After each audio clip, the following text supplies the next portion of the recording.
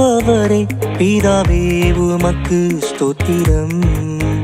உந்தன் சமூகமதில் இந்த நேரமதில் கூடினோம் ஸ்தோத்திரம் ஸ்தோத்திரம். கூடினோம் ஸ்தோத்திரம் ஸ்தோத்திரம். எங்கள் இதயங்களில் உந்தன் வசனம் தாரும். பாதைக்கு வெளிச்சம் வசனம், பாதைக்கு வெளிச்சம் வசனம். ஆண்டவராக இயேசு கிறிஸ்துவின் திருப்பெயரினாலே உங்கள் அனைவருக்கும் எங்களுடைய அன்பின் வாழ்த்துக்களை தெரிவிக்கிறோம். பாதைக்கு வெளிச்சம் என்கிற இந்த யூடியூப் ஊழியத்தில் உங்களுடைய ஆதரவிற்காக, உங்களுடைய பங்கேற்பிற்காக நாங்கள் கர்த்தரை துதிக்கிறோம். இந்த நாளிலும் இந்த யூடியூப் ஊழியத்திற்கென்று இதில் ஈடுபடுகிற உங்கள் அனைவரையும் கிறிஸ்துவின் நாமத்தினாலே மீண்டுமாய் வாழ்த்தி வரவேற்கிறோம். உங்களுடைய நண்பர்களையும் உறவினர்களையும் இந்த ஊழியத்தில் இணைந்து கொள்ளும்படியாக உங்களை அன்போடு கேட்டுக்கொள்கிறேன்.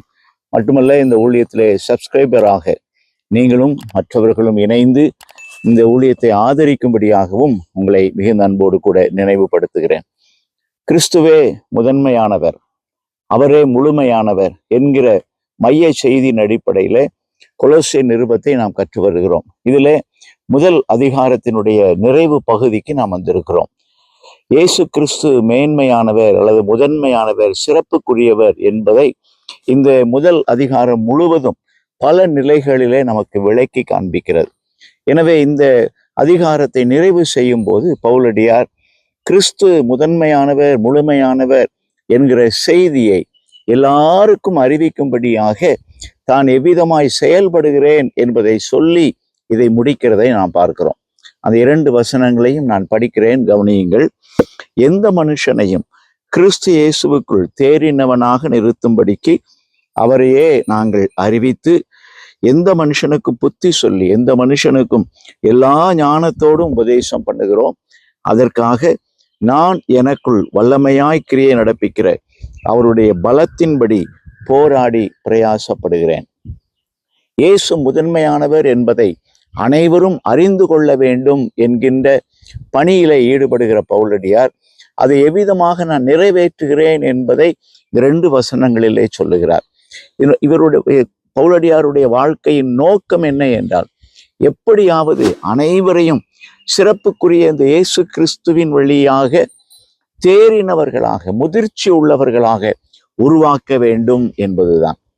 எந்த மனுஷன், ஹூ எவர் மேபி, அவன் படித்தவனா படிக்காதவனா, அறிவு சார்ந்தவனா அறிவிலே குறைவுள்ளவனா, அதை பற்றி கவலை இல்லை. ஹூ எவர் மேபி, எல்லாரையும் கிறிஸ்துவுக்குள்ளாக தேறினவர்களாக, முதிர்ச்சி உள்ளவர்களாக நான் உருவாக்க வேண்டும். ஏனென்றால் இயேசு கிறிஸ்துவின் சிறப்பு எல்லாரையும் முதிர்ச்சி உள்ளவர்களாக உருவாக்குவதுதான்.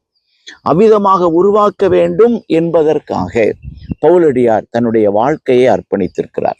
இந்த பணியை செய்வதற்கு 3 விதமான அணுகுமுறைகளை பவுலடியார் பின்பற்றுகிறார். 3 வார்த்தைகளை இந்த வசனத்திலே பவுலடியார் சொல்லுகிறார். நாங்கள் அறிவிக்கிறோம், புத்தி சொல்லுகிறோம், உபதேசம் பண்ணுகிறோம்.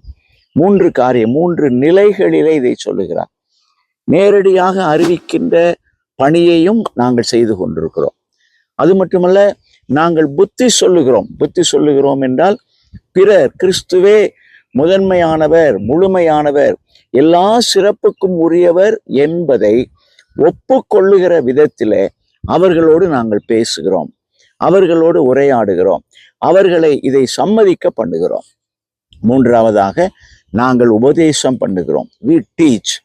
எந்தெந்த இடங்களிலே என்னென்ன அணுகுமுறைகளை பின்பற்ற வேண்டும் என்பதை பவுலடியார் தீர்மானித்து இவ்விதமாக கிறிஸ்துவுக்குள்ளாக அனைவரையும் முதிர்ச்சி உள்ளவர்களாக உருவாக்குவதற்கென்று பவுலடியார் இந்த பணியிலே ஈடுபட்டு கொண்டிருக்கிறார். அன்புக்குரியவர்களே, இதே பணியை ஆண்டவர் நம் கையிலும் கொடுத்திருக்கிறார். ஒருவேளை பவுலடியார் ஒரு அப்போஸ்தலராக, முழுநேர பணியாளராக இந்த ஊழியத்தில் ஈடுபட்டார் என்று நீங்கள் ஒருவேளை சொல்லலாம். இல்லை, நாம் அனைவருமே ஆண்டவருடைய புண்ணியங்களை அறிவிக்கிற ராஜரீக சந்ததி என்று பேதுரு சொல்லுகிறார். எனவே அந்த பணியை செய்வதற்கு நாம் அறிவிக்க வேண்டும், அவர்கள் ஒப்புக்கொள்ளக்கூடிய விதத்தில் அவர்களை கற்பிக்க வேண்டும். அது மட்டுமல்ல, அவர்களுக்கு நேரடியாக இந்த செய்தியை சொல்லுகிற ஒரு கடமை அல்லது பொறுப்பு நமக்கு இருக்கிறது. இதற்காகவே நான் போராடுகிறேன், பிரயாசப்படுகிறேன் என்று பவுல் சொல்லுவதை பார்க்கிறோம். அன்புக்குரியவர்களே, அனைவரையும் கிறிஸ்துவுக்குள்ளாக உருவாக்குவது என்பது எளிதான ஒரு காரியம் அல்ல. ஒருவேளை இந்த காரியத்திற்கென்று நாம் போராட வேண்டியதிருக்கலாம், அல்லது இதற்கென்று கடினமாய் உழைக்க வேண்டியதிருக்கலாம். எனவே இந்த அர்ப்பணிப்போடு கிறிஸ்துவே முதன்மையானவர் என்பதை நாம் அறிந்து கொள்ளவும், பிறர் இந்த அனுபவத்திற்குள் வரவும் நம்மை அர்ப்பணித்து செயல்படுவோம். இதற்கென்று நாம் புத்தி சொல்லவும், உபதேசிக்கவும், எல்லா நிலைகளிலும் கிறிஸ்துவே முதன்மையானவர் என்பதை கற்றுக் கொடுக்கவும் நம்மை அர்ப்பணித்து நாம் செயல்படுவோம். ஆண்டவர் அப்படிப்பட்ட கிருபை வரங்களை நமக்கு தந்து நம்மை வழி நடத்துவாராக. ஆமேன். எங்கள் இதயங்களில் உந்தன் வசனம் தாரும், பாதைக்கு வெளிச்சம் வசனம், பாதைக்கு வெளிச்சம் வசனம்.